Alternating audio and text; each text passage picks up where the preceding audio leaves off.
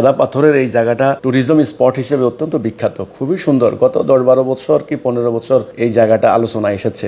সেখানে অনেকক্ষণ অবস্থান করেছি, সাদা পাথরের উপর বসে আমরা ফটো তুলেছি। কি সুন্দর নয়নাভিরাম দৃশ্য। এখন যখন দেখতে পাচ্ছি যে এই দৃশ্যটা আর নাই, সত্যি খারাপ লাগছে। বাংলাদেশটা একটা লুটের রাষ্ট্রে পরিণত হয়েছে। আশ্চর্য ব্যাপার, পুরা বন খেয়ে ফেলছে, পুরা খাল খেয়ে ফেলছে, পুরা নদী খেয়ে ফেলছে। এরা, এই শিক্ষিত লোকগুলি, এই মন্ত্রী এমপি গুলি, এই রাজনৈতিক দলের নেতা কর্মীগুলি কোনো পরিবেশবিদের কোনো প্রতিবাদে, ভদ্র প্রতিবাদ, আপনার সাইনবোর্ড একটা নিয়ে, একটা ব্যানার নিয়ে প্রেস ক্লাবের সামনে দাঁড়িয়ে প্রতিবাদ করলেন, হবে না, রোখাতে পারবেন না। এরা নিজের স্বার্থের জন্য নিজের বাবাকে হত্যা করতে পারে, নিজের স্বার্থের জন্য দেশকে বিক্রি করে দিতে পারে।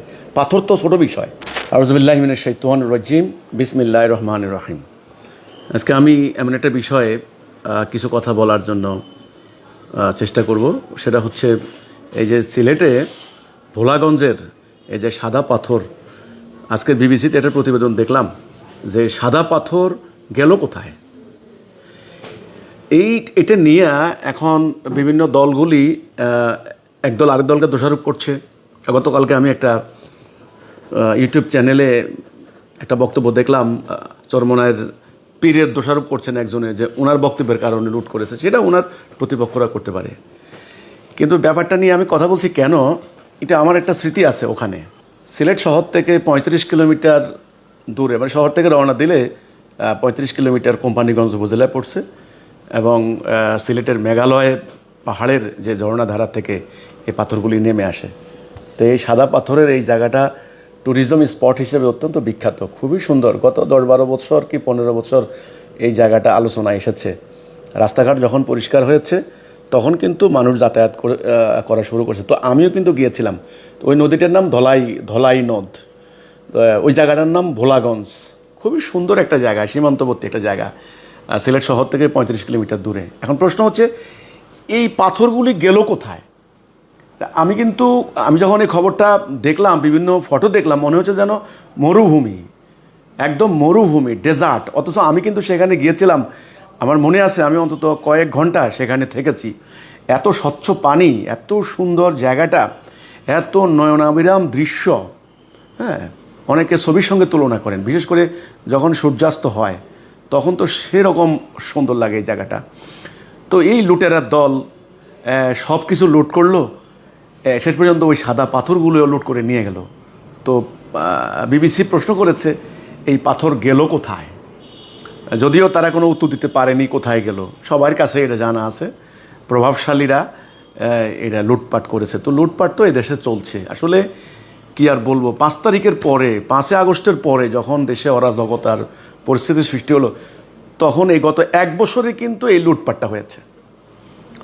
প্রশাসনের আগে একটা নজরদারি ছিল, কঠোর একটা তদারকির মধ্যে ছিল, মামলা হইতো, এই জন্য ভয়ে অনেকে যেত না। কিন্তু এখন সেটা তো গত 1 বছরে তো দেশে কি পরিস্থিতি আপনারা জানেন। পুরো রাষ্ট্রে কোথায় কি দখল করছে, কোথায় কাকে হত্যা করছে, কাকে মারছে, তার কোনো ইয়ত্তা নেই। আমাদের উপদেষ্টা রিজওয়ানা হক, তিনি সৈয়দা রিজওয়ানা হক, তিনি গিয়েছেন, বিক্ষুব্ধ হয়েছেন। তিনি একজন পরিবেশবিদ এবং পরিবেশ রক্ষা করার জন্য বিভিন্ন সংগঠন সিলেট বেস কাজ করে, তারা কিন্তু বিক্ষোভ করছে। এবং অনেক পর্যটক গিয়ে দেখলাম গতকালকে পাথর মারছে, যারা লুটপাট করছে তাদেরকে পাথর ছুঁড়ে মারছে, নৌকাগুলিকে ধাওয়া করছে। অনেকে দেখলাম কুড়াল দিয়ে নৌকাগুলিকে ছিদ্র করে দিচ্ছে। তো এতে করে কিন্তু পাথর রক্ষা হয়নি। বলা হয়েছে প্রায় 80% পাথর চলে গিয়েছে। শুধু বিজেপির ক্যাম্পের পাশে যে পাথরগুলি ছিল সেগুলি কিছু পাথর রয়ে গেছে। তো আসলে এই বাংলাদেশটা একটা লুটের রাষ্ট্রে পরিণত হয়েছে। পাথর লুটটো একেবারে সীমান্তবর্তী এলাকায়, এটা তো স্বাভাবিকভাবেই এটা করবে। যেখানে রাজধানী ঢাকার বাংলাদেশ ব্যাংকের টাকা লুট হয়েছে ভল্ট থেকে, যেখানে যারা সরকারি দল ক্ষমতা যাচ্ছেন, মন্ত্রীরা এমপিরা লুট করে বিদেশে টাকা নিয়ে যাচ্ছেন, জনগণ সেগুলি জানে। যেখানে একটা দেশের আইজিপির হাজার হাজার কোটি টাকা লুণ্ঠনের অভিযোগ, যেখানে থানার ওসি লুটতরাজ করেন, যেখানে সরকারি কর্মকর্তারা করেন, বিচার বিভাগে হচ্ছে, ডাক বিভাগে হচ্ছে, রেল বিভাগে হচ্ছে, পাসপোর্ট অফিসে হচ্ছে, পুলিশ ডিপার্টমেন্টে, কোন ডিপার্টমেন্ট নাই, সকল ডিপার্টমেন্টে যেখানে চেয়ারম্যানদের বিরুদ্ধে গম চুরির অভিযোগ, মেম্বারদের বিরুদ্ধে জায়গা জমি লুণ্ঠন করার অভিযোগ, মেয়রদের বিরুদ্ধে অভিযোগ, ঢাকার মেয়র, চিটাগাংয়ের মেয়র, সিলেটের মেয়র, তাদের বিরুদ্ধে লুটপাটের অভিযোগ।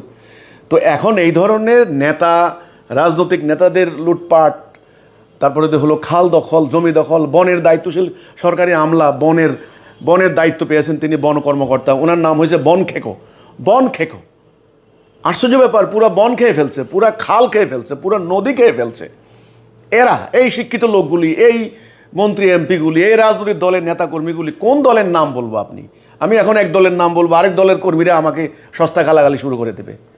তো বাংলাদেশের যখন টপ লেভেল থেকে bottom level, top to bottom যখন এভাবে লুণ্ঠন শুরু হয়েছে, টাকা পাচার শুরু হয়েছে, বাজার দখল শুরু হয়েছে, নৌকার মানে ঘাট দখল, লঞ্চ স্টিমার দখল, বাস স্টেশন চাঁদাবাজি দখল, তো তখন ওই সীমান্ত থেকে সাদা পাথর, কালা পাথর, নীল পাথর এগুলি তো আর দেখবে না। ওখানে আরও অনেক শ্রমজীবী মানুষ আছেন, তারা অবনটনে আছেন, সেগুলো লুটপাট করেছেন। আর যারা প্রভাবশালী তারা তো কোনো কথাই নেই, পোয়া বারো। তো আমার কথা হচ্ছে, এই সাদা পাথরের এই লুটপাটের এই পরিপ্রেক্ষিতে আমি এই কথাটা বলছি এই জন্য, এটার সাথে আমার একটা স্মৃতি আছে। আমি কয়েক বছর আগে গিয়েছিলাম আমাদের কয়েকজন কর্মী সহ, আমি কিছু ফটো তুলেছি সেখানে। ওই পাশে আমি যখন গিয়েছি তখন দেখতাম যে ভারতের বিভিন্ন জায়গা থেকে, অনেক হাজার হাজার মাইল দূর থেকেও কিন্তু লোকেরা এসে ওই জায়গায় তারা স্নান করতো। আমরা বাংলাদেশের এরা গিয়ে সেখানে গোসল করতাম, সেখানে অনেকক্ষণ অবস্থান করেছি, সাদা পাথরের উপর বসে আমরা ফটো তুলেছি। কি সুন্দর নয়নাভিরাম দৃশ্য। এখন যখন দেখতে পাচ্ছি যে এই দৃশ্যটা আর নাই, সত্যি খারাপ লাগছে। এবং এটা আমাদের বাংলাদেশের একটা, অনেকে বলতেন কাশ্মীর, দ্বিতীয় কাশ্মীর, ভূস্বর্গ কাশ্মীর। আসলে সত্যি, উত্তর দিকে তাকালে পানির স্রোত নেমে আসতেছে, এত স্বচ্ছ পানি। তো এখন তো পরিবেশবিদরা আশঙ্কা করছেন সেখানে একটা বিপর্যয় হতে পারে। যাই হোক, সেটা অন্য কথা। তো আমার কথা হচ্ছে এই যে আজকে পাথর লুণ্ঠন হচ্ছে, আমি আশঙ্কা করি যদি এখনই পুরো জাতি একটা শক্ত অবস্থান তৈরি না করে, তাহলে আগামী দিন পুরো রাষ্ট্র লুণ্ঠন হয়ে যেতে পারে। দেখবেন কেউ পাহাড় লুট করে নিয়ে গেছে, কেউ বন লুট করে নিয়ে গেছে, কেউ নদী দখল করে নিয়ে গেছে, কেউ আপনার হলো রাস্তাঘাট দখল করে নিয়ে গেছে। তো এই লুণ্ঠন টপ টু বটম চলছে, শিক্ষিত লোক থেকে নিরক্ষর পর্যন্ত সবাই, রাষ্ট্রের পরিচালক থেকে শুরু করে গ্রামের মেম্বার পর্যন্ত, পুরো রাষ্ট্রটা একটা লুটেরার রাষ্ট্র, লুটেরার রাজ্য। পুরো জনগণ, এই জনগণকে এখন কিভাবে এই লুণ্ঠন প্রক্রিয়া থেকে রক্ষা করা যায় সেটার উপায় নিয়ে এখন আমাদেরকে ভাবতে হবে। কোনো পরিবেশবিদের কোনো প্রতিবাদে, ভদ্র প্রতিবাদ, আপনার সাইনবোর্ড একটা নিয়ে, একটা ব্যানার নিয়ে প্রেস ক্লাবের সামনে দাঁড়িয়ে প্রতিবাদ করলেন হবে না, রোখাতে পারবেন না। আমি দেখলাম যারা পর্যটক গিয়েছেন অনেকে পাথর মারছেন লুণ্ঠনকারীদের, মনে করছেন পাথর নেবে না। আপনি দিনের বেলায় পাথর মারছেন, রাতের বেলা তারা নিয়ে যাচ্ছে, হবে না।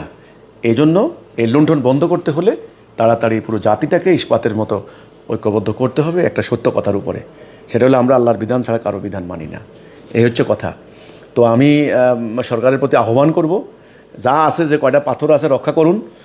আর সকল রাজনৈতিক দলের যারা দায়িত্বে আছেন তাদেরকেও বলবো, আসলে লুণ্ঠনকারী, লুটতরাজকারী, ছিনতাইকারী, চাঁদাবাজ, খুনি, সন্ত্রাসী, মার্ডারার, এদেরকে কোনো দলে আপনারা কেউ জায়গা দিবেন না, কোনো স্থান দিবেন না। এরা আসলে কোনো দলের নয়।